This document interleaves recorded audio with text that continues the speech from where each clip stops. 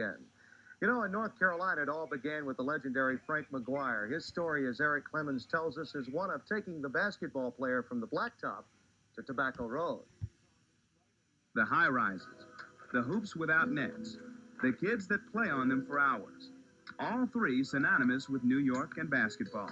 And Frank McGuire, the man who coached at North Carolina for 9 seasons, knew this. I had a lot of contacts in New York, and I love New York basketball. I'm the one guy that thinks New York basketball is as good as any place in the world.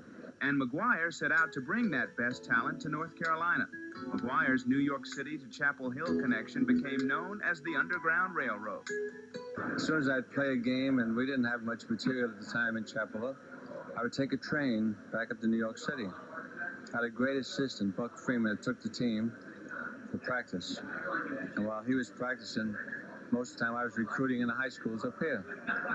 And I proved that within 4 years we had a national championship undefeated with the 4 Irish Catholic boys and the Jewish guy, Lenny Rosenbluth.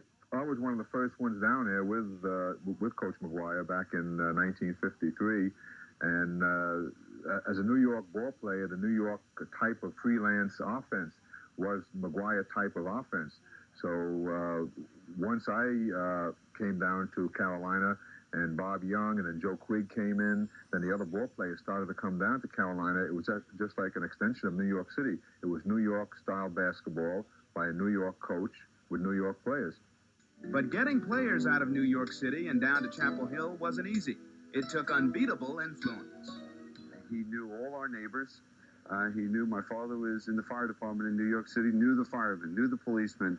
And when he left, there was no decision to be made in regards to recruiting or would I go visit other schools for possibly going to enroll in an Ohio State or schools of that nature who were really at the top of basketball during that era.